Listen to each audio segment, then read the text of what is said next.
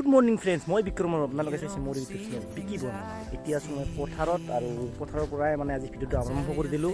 আৰু এই ভিডিঅ'টোত তেনেকুৱা কোনো মানে ব্লগ চলগ মানে কোনো ভাল তেনেকুৱা দৃশ্য একো দেখা নাপাব। মই জাষ্ট এটা সৰু আপডেটহে দিম আপোনালোকক।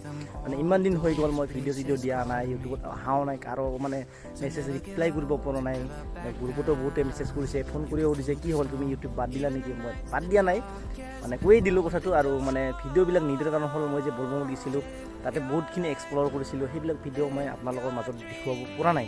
মানে কাৰণটো মই কৈ আছোঁ। তো সেইটোৰ কাৰণত মই মানে একেবাৰে ভিডিঅ' নিদিয়া হৈ আছিলোঁ। ইমান আজি প্ৰায় 1.5 মাহ মানে হ'ল মই ভিডিঅ' নিদিয়া। তো সেইটো কাৰণত আজি মই ভিডিঅ' দিয়াৰ আগে এটা মই আপোনালোকক আপডেট দি দিলোঁ।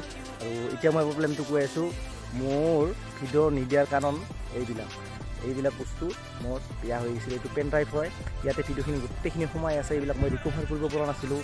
তাৰপিছত আৰু এটা আছে এইটো ভাঙি গৈছে।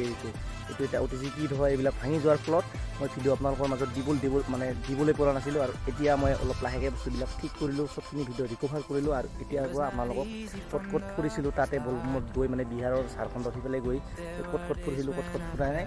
তো সেইখিনি বস্তু এতিয়া আপোনাৰ লগত লাহে শ্বেয়াৰ কৰিম। তো এইখিনি আছিলে আপডেট। তো আশা কৰিছোঁ সকলোৰে ভাল। তো এতিয়া বাই। তো লগ পাই আছোঁ নেক্সট ভিডিঅ'।